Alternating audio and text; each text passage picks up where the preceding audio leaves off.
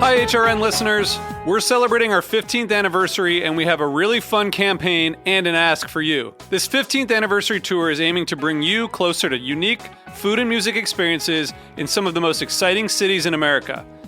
All the while, we're raising funds to support our work empowering the next generation of food system storytellers through our fellowship programs. Here's how it works. Donate to HRN and be entered into a raffle in the city of your choice to win a dinner for two at a noteworthy restaurant and tickets for two to a concert at a prominent local venue.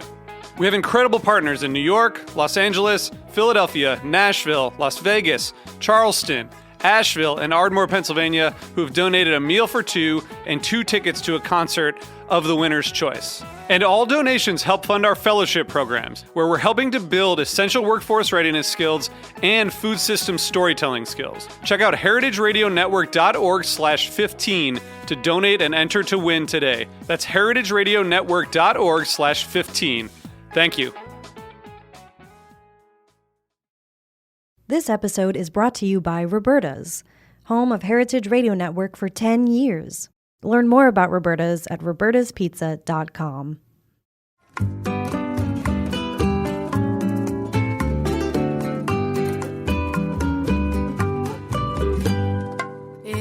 Welcome, everyone. Buenos dias to another episode of Cooking in Mexican from A to Z. I'm your host, Aarón Sanchez, alongside my beautiful mother, Zarela Martinez. Outstanding. And then, I didn't think we could find a bigger chingona than my mom, but I just think we found one, okay? And this lovely lady is Bricia Lopez. We know each other for a long time. She, Mexican-American restaurateur and author. She's born in Mitla, Oaxaca, which is a beautiful place. She's the co-owner of Guelaguetza, one of the best Oaxacan restaurants in LA, and I think in the country. Started by her father in 1994. It's just been recognized as an absolute staple in LA, but also for bringing forward the flavors of Oaxaca. And we're very blessed to have Bricia with us today. And the focus of our conversation is going to be about Oaxacan ingredients. I've spent a lot of time there. Obviously, my mom, her second cookbook is all dedicated to the food and life of Oaxaca. And then Bricia, you have just taken it to the next level. So we're very interested to hear about your current projects, what you've been doing, how you're promoting Oaxacan food and culture. So welcome, everyone, with Bricia Lopez. Well, thanks so much for having me.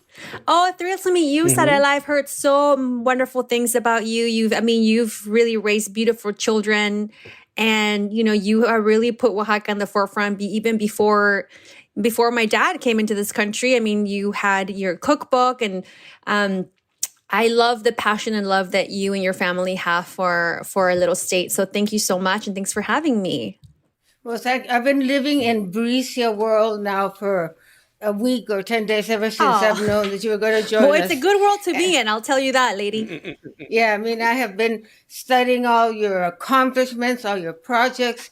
We want to talk about it. I am blown away by your book. Oh, First of all, the quality of paper that you used. You must have paid for it yourself because it is beautiful. It really is different from other books because you have a lot of the step-by-step procedures, which is wonderful. And nobody's really focused on home cooking with that name, even though most of us did home cooking, but we didn't list it like that. So I'm so excited to have you here. Oh, it's a pleasure to have you. Aarón and I have the same publisher, I think, Abrams, who was the one that published our book. So, I'm just very happy that they were really, really open to my ideas and just really brought my vision to life. And I'm so happy you like it. It makes we worked so hard on it, and just to see it in so many people's homes, it just just lifts my heart up with joy. That's it. What else are you working on right now besides that, if it wasn't enough? What am I working on? I'm working on raising two children right now. I'm working on trying to make life work in the middle of chaos. I'm trying to run a couple businesses from home with an almost 6-year-old and a 7-month-old. And I am just trying to focus on just growing our brand here in Los Angeles. Right now, I'm not really getting myself into any new projects. I just really want to like hone into what I have and grow what I have. You know, we have an online store. If anyone can actually, let me plug in our online store really quick, store.ilovemole.com. And that is where you can get all of our food products. We have our mole jars. We have chiles. I know it's really difficult sometimes for people to get a hold of, you know, things like avocado leaves and chile pasilla mije. So we sell those in our store. And then we have our michelada mix. I know I don't love himself a good michelada morning breakfast. So we have the best mix I would like there to stay in the country, and you can order that online as well at ilovemicheladas.com. So just really focusing on our food products and, you know, getting these ingredients to people and just taking care of my peeps in my restaurant, you know. Thankfully, we're open for outdoor dining again. I understand that it's sort of a cultural center for Oaxacans in LA and that people join there. Do you celebrate any of the Oaxacan traditions? Like, you know, like el pedimento. Yes, all year long. You know, it's so beautiful. You know, we are going on our 27th year of Guelaguetza being open. My dad opened it in 1994. So 95. So we're going on our 27th year this summer. I graduated high school in 94. Okay, Bricia? Just to show you how old. Oh, so did my husband. My husband graduated high school in 94 too. Okay, anyway, go ahead. I graduated elementary in 95. So I tell him, he's like, all right. Well, I graduated from high school in 1966.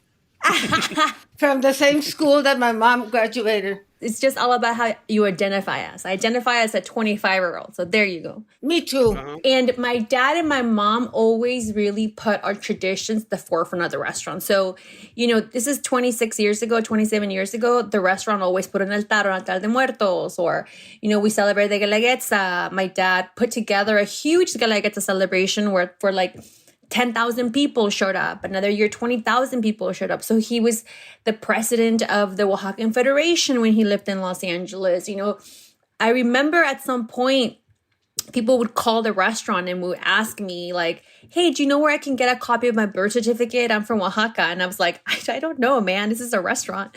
But we really had the answers, and we had great relationships with, you know, with the consulate, with the government, and it just became like a cultural hub. Obviously, it has evolved. You know, now, you know, my parents now live in Oaxaca. They're retired. I run the business with my siblings, with my sister, with my brother. And, you know, we just have a lot of fun together, the three of us. And it's just how really... do you get along? Oh, we love each other. We're like best friends. Yeah. I mean, when we were kids, like there was a lot of beatdowns, like actual physical fights. But a lot of hair pulling, a lot of biting, a lot of kicking and screaming. But no, not anymore. We're grown. We want to focus a lot on the market and on your mail order thing, because this program is about ingredients. Mm-hmm. So, you know, do you have your mole made in Oaxaca? Of course. There's no other place. You know, I feel like it should be a denomination of origin. I always, I love looking at just Italian food and their history and how they were able to really, you know, really transcend that like sort of Italy branding onto their food in this country. And you look at some Marzano tomatoes or tomatoes, whatever you want to call them. And people just go crazy over them. Like, oh, the best tomatoes and the best olive oil and the best this is like, right. And I think I just really lean on that. And I always tell people, well, if you're going to have mole, make sure it's from Oaxaca. If you're going to have chiles, make sure it's from Oaxaca. So if you're going to make tortillas from masa harina, which is super easy to make. I always tell people making tortillas out of masa harina, it's way easier than making pancakes in the morning. Like it's flour, water, done. Like cook it, roll it out, or press it on tortilla press. You have yourself a fresh tortillas. Are you using some of the native corn? Yes. So we partner with a great company, and we bring Oaxacan heirloom corn. We use it at the restaurant as well. I mean, we've been doing our own tortillas and, you know, our own masa since day one. So we've really honed down on the process. And our mole paste is not, it's like a base. We don't really sell the mole already made. It's like a little paste. All you have to do is just add chicken broth, tomato sauce, a little bit of brown sugar, salt, and then your mole is done. But kind of the way you would find it in the Mercado Central de Abastos in the city of Oaxaca. You would find all the paste. And so people at home, when they travel to Oaxaca and understand the beauty of the mercados, you will see that. So you're bringing that to market, correct? Yes, Alicia? yes. So if you look at our online store, we have, and our chiles, I think Oaxaca has just like an immense amount of diversity when it comes to chiles and spices and herbs. And I think that's really what makes our cooking so special.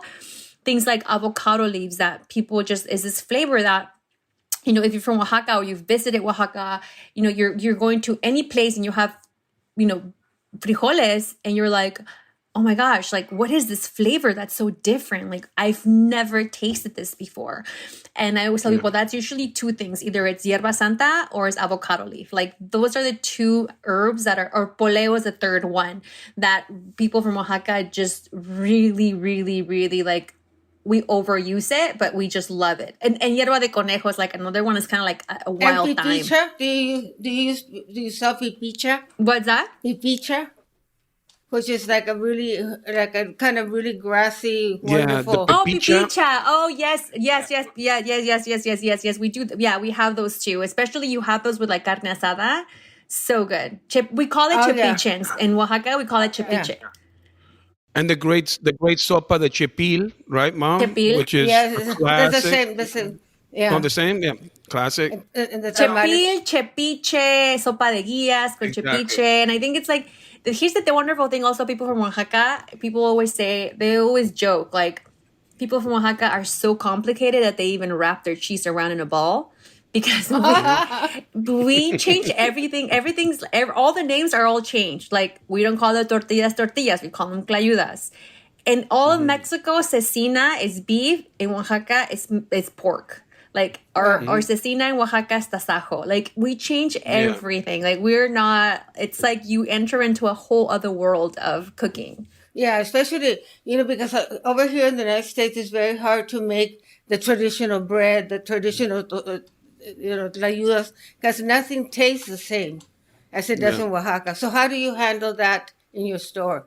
Well, at Galaguetza, at our restaurant, we import a lot of ingredients. So, like I said, like our chiles, we make sure we always cook with chile pasilla mije. Like there's no denying. Our chile rellenos are made with chiles de agua, and we import those from Oaxaca as well. And chiles de agua are just really, they're from Oaxaca. You can't find them anywhere else in Mexico, in the country.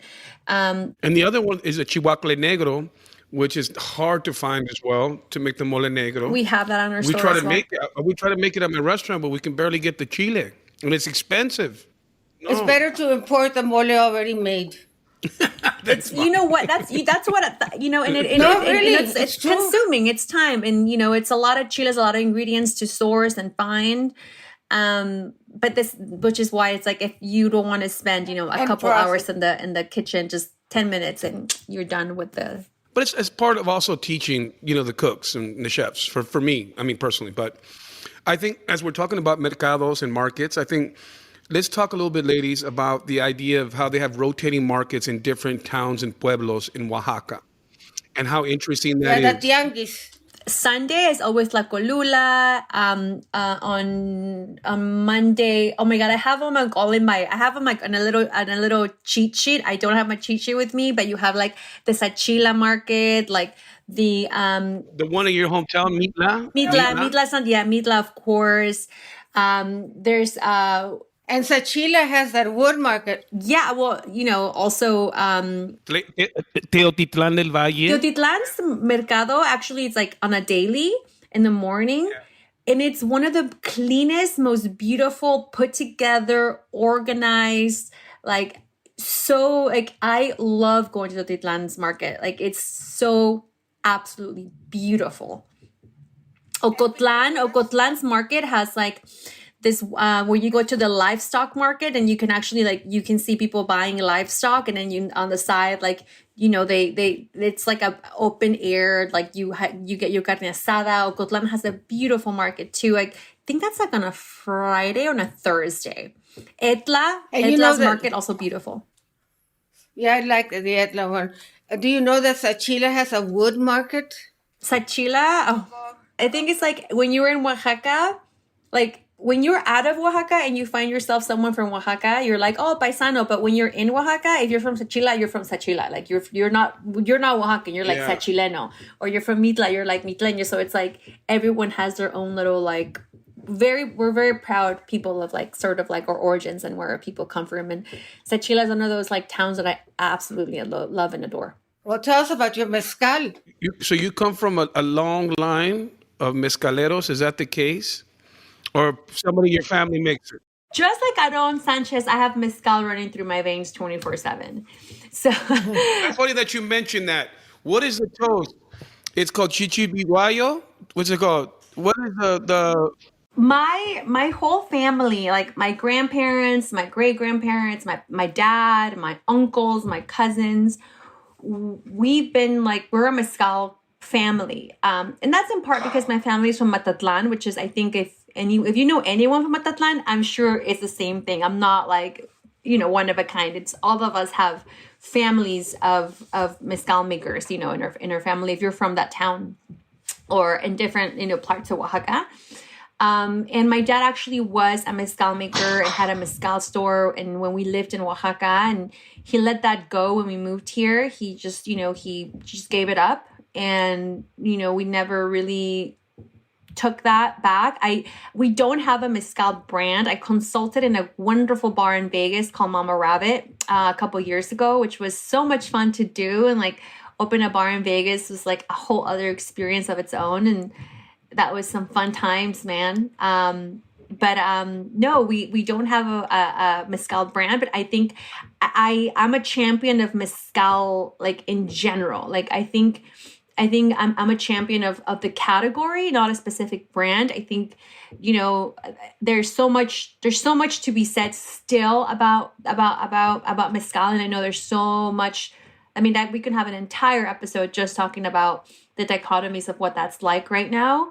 But I think, the idea that people, like in my dream, like what I love to hear, again, I go back to like Italy and in Europe, the way that they got to people to take wine trips and make it like, and just tell people the story of like, oh, I'm going to go to, Champagne and like fall in love in France. Like I want people to be like, I'm going to go to Oaxaca and fall in love in Oaxaca and like drink mezcal and like learn the way it's made.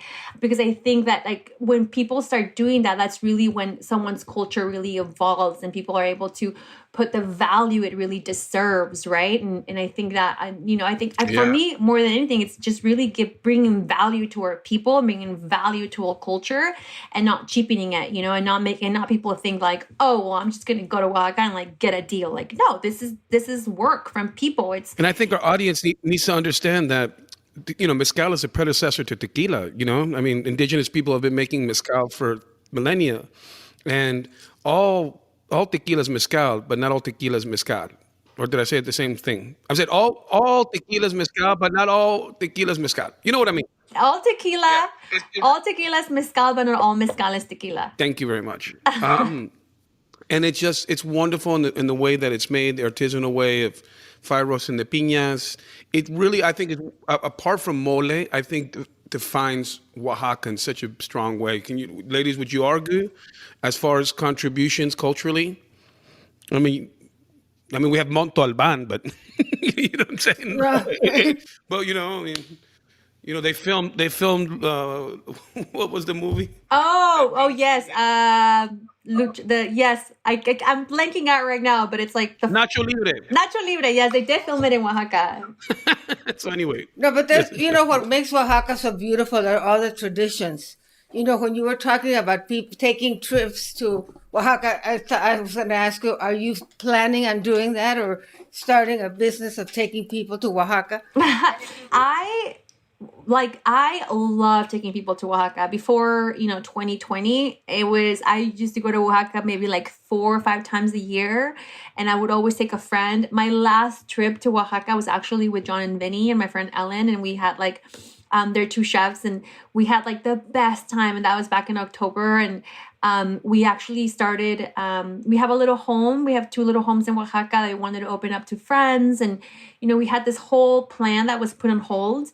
But yeah, I think in the future I would love to. I mean, I love hosting people. Like I think it's not even a Oaxacan thing. It's more like a Latino thing, right? It's like you love hosting people. You like people having come over and like drinking and eating and singing and dancing and having fun and sharing, a little bit about who you are. Like I just absolutely love doing that. And I would love to take Aarón to Oaxaca sometime, and you too, Zarela, just hang out. And I don't think I can hang with Aarón actually. Maybe you and Zarela, maybe you and I can go. Man, I don't know where this bad reputation came from, but look, here's the deal. I'm a man that enjoys life, and sometimes I'm overserved, okay? And that's basically the heart of it. But, we have a lot of friends in Oaxaca, obviously Alejandro Ruiz from Casa Oaxaca, and then... and Rodolfo Castellanos. Oh, yeah.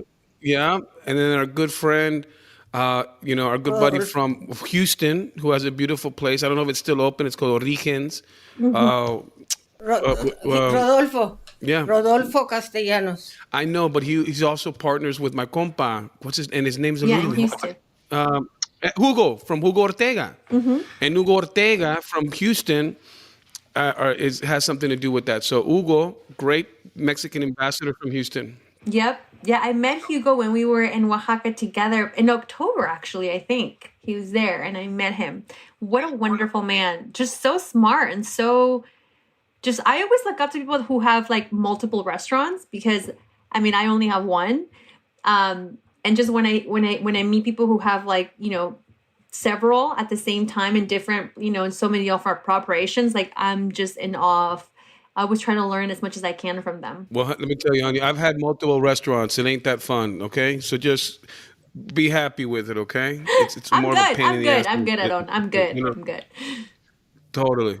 I actually rented a house 2 years ago and invited my friends to come for a week. Because, when you see your friends here in New York or whatever, you see them for a dinner or a party, and then you don't see them again. So you don't really get to be with them.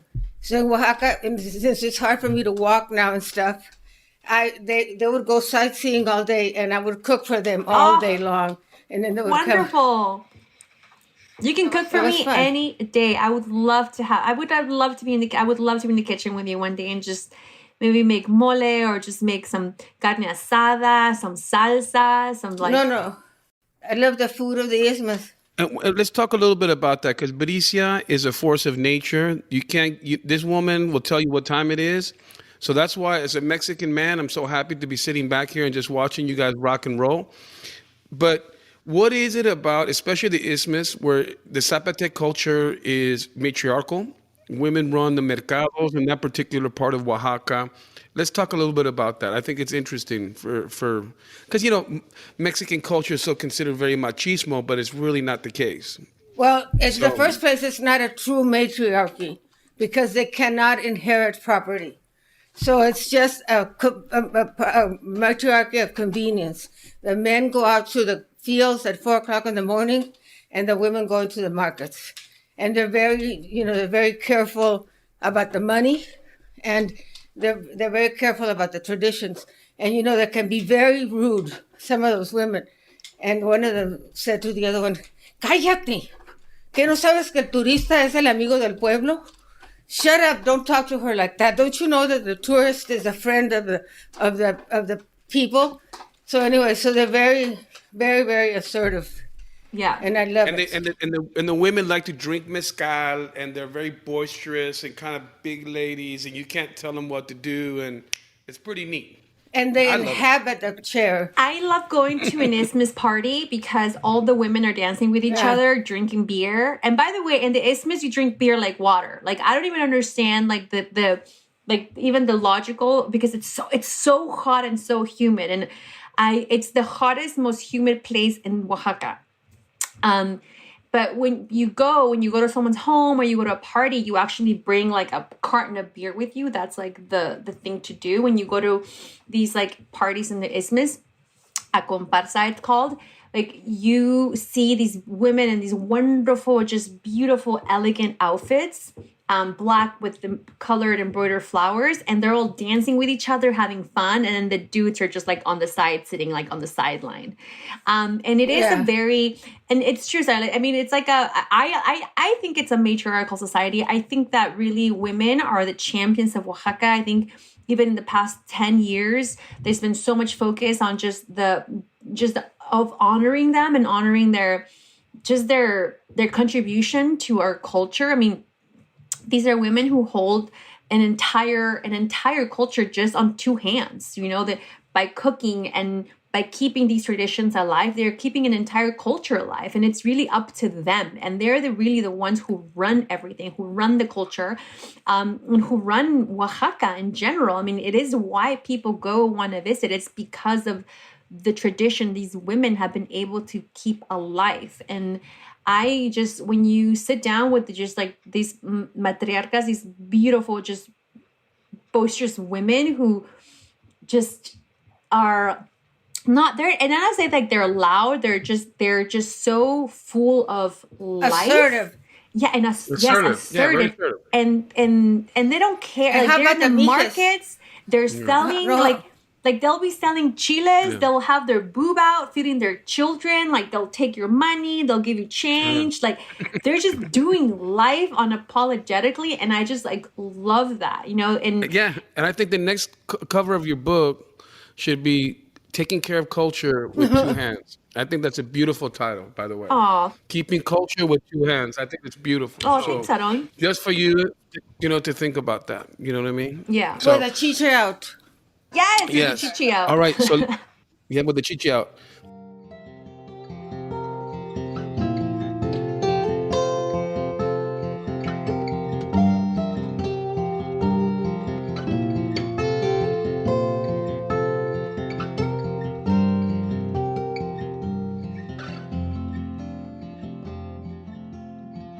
This episode is brought to you by Roberta's, home of Heritage Radio Network for 10 years. Roberta's was founded in Bushwick in 2008 and has become one of the most iconic restaurants in the country. HRN made its home inside of Roberta's in 2009, and together they have become part of the DIY fabric of the neighborhood. Roberta's, the pizza restaurant, is open for lunch and dinner 7 days a week and serves much more than just the famous wood-fired pizzas. Their team dreams up new salads, pastas, and sandwiches on the regular. Roberta's Tiki Bar is alive and well in the back garden, serving up frozen drinks in the summer and hot toddies in the winter. Stop by the bakery and takeout spot next door for fresh breads, sticky buns, and pizzas to go. And of course, there's the 2 Michelin-starred Blanca tucked away in the garden for truly daring diners. But Roberta's also extends beyond Bushwick, with multiple locations in New York City and now in Los Angeles. You can also find their frozen pies in grocery stores around the country. The spirit of Roberta's, like Heritage Radio Network, is everywhere. Here's to many more years of pizza-powered radio. Learn more about Roberta's at robertaspizza.com.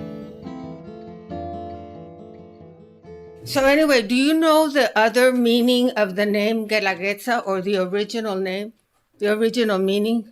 Yeah, so I mean, there's so many different meanings of Guelaguetza. For us, I mean, Guelaguetza is obviously a tradition, right? It's like, it was sort of like, it's almost like a bartering system in a way. Like you give and you receive, and one cannot live without the other. My mom actually has her Guelaguetza book, and you can see a picture of it in her cookbook. And she has a picture of my grandma's Guelaguetza book, where it would say like so-and-so came, like so-and-so got married, and we owe him, our Guelaguetza was 2 sacks of beans, and it has like a little thing that says pagado on it, which means like, the other person, came and gave it back. So it's really about just like living in community, this idea of living in community with one another. And I think that's just absolutely beautiful. And I think like really is the essence of Guelaguetza, like it's more like a spirit. It's hard to define it as a word in a dictionary. I think it's just the spirit of living in community. Yeah, well, it's the meaning I learned is that favors are owed. Let's say somebody helps with a funeral and their son wants to build a house, so you go pay it that way. And these favors are inherited.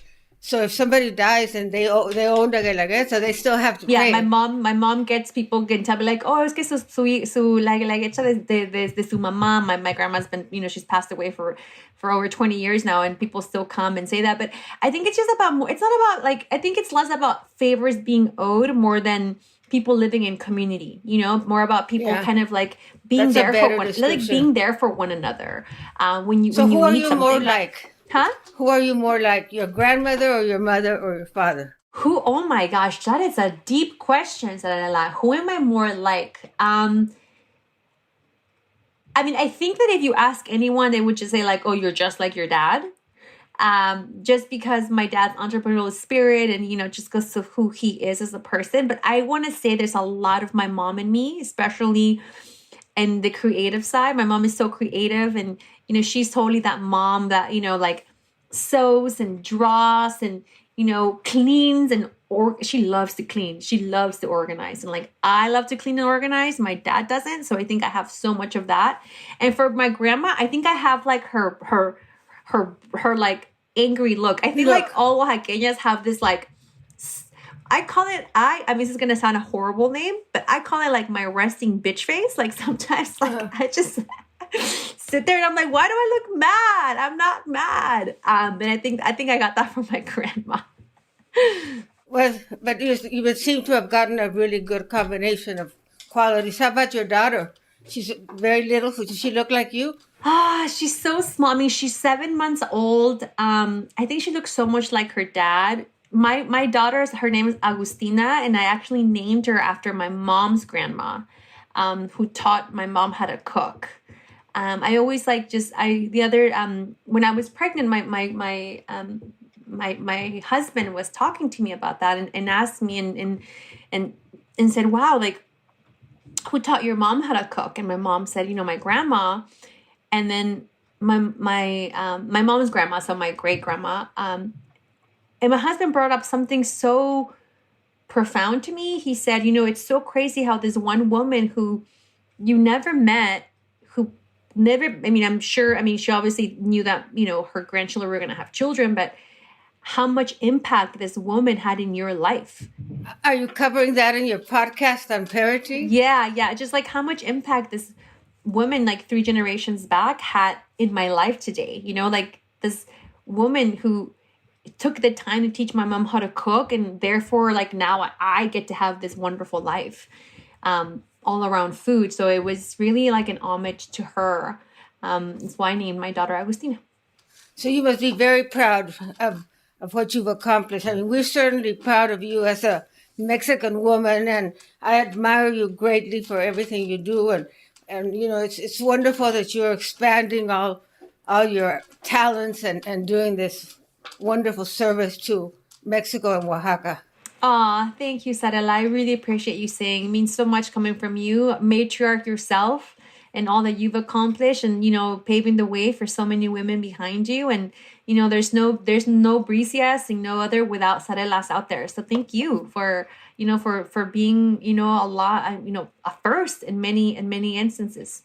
Yeah, well, we're going to be wrapping up soon, but I want to make sure that we plug all your projects. I love the way you have that in there. You follow me on Instagram here. Listen to my podcast there. You're a master at merchandising yourself. Thank you. There's a lot of work to be done. And again, I just do it because I just want people to really value themselves as people. I think a lot of women who look like us, a lot of little girls, I want them to grow up really knowing their value, their worth, knowing that their culture is worth so much more than 99 cents taco, that they are, they're worth $1 million. Like there's actually our culture is priceless. So for them to just really value who they are, I think in terms can really change an entire generation of women for them, because that translates into really valuing yourself in all aspects of life. I know. I had the same kind of mother. Amárrate un huevo, mijita. Make some balls. Don't tell me you can't do it. Just do it. And that's the way I brought my boys up too. They're not women, but they were taught by a woman. But anyway, so we're going to talk about your mail order service, your micheladas, and your podcast. What is the name of the podcast? My podcast is called Super Mamas. You can, download it everywhere, Spotify, iTunes, wherever, you can, wherever you listen to your podcast. And I host that with my sister, and we talk all things about motherhood and, running a business. And we have incredible women that we interview on a weekly basis who are doing, wonderful things and incredible things in life. And yeah, it's so fun to be able to do that with my sister. Well, that's great.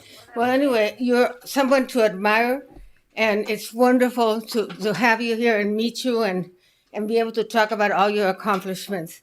And I look forward to meeting you in person next time I'm in LA. Same, I'm sure very soon. Take care. Thank you, Sonny. Bye-bye, darling.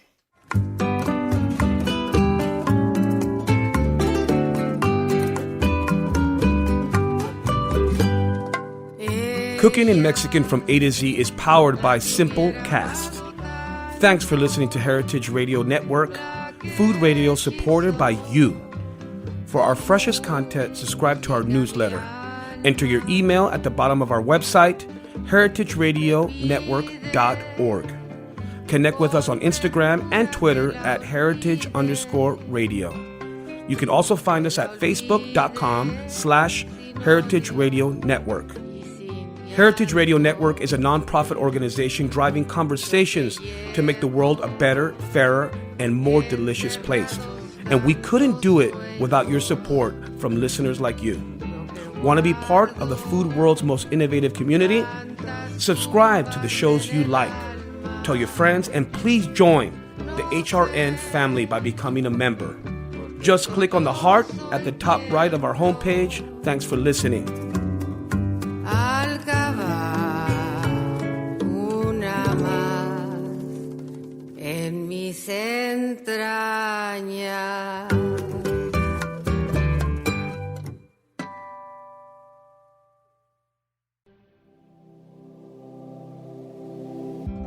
Hey there, I'm Lee Ullman here with some big news from the National Young Farmers Coalition. We're partnering with Heritage Radio Network on a special season of The Farm Report. It's all about what's happening with the Farm Bill and how it impacts farmers and eaters. I am growing diversified vegetables on land that's been in our family for 150 years. And so with the pandemic, gentrification, property values going up, we had to sell the land and we lost it. Join us as we uncover the untold stories behind this massive piece of legislation that shapes how we grow our food, what we eat, and so much more. The problems we have had, those are things that come from earlier Farm Bill and USDA policy, right? Like Earl Butts, get big or get out. It's my responsibility to know not only what I'm eating, but then like how that all came to be. And realize wow, this piece of legislation, all this money, it's technically something that I support as a taxpayer. While Congress debates the next Farm Bill, this is not just an invitation to listen. It's a call to action. Be part of the conversation. Subscribe to the Farm Report on Heritage Radio Network, wherever you listen to podcasts.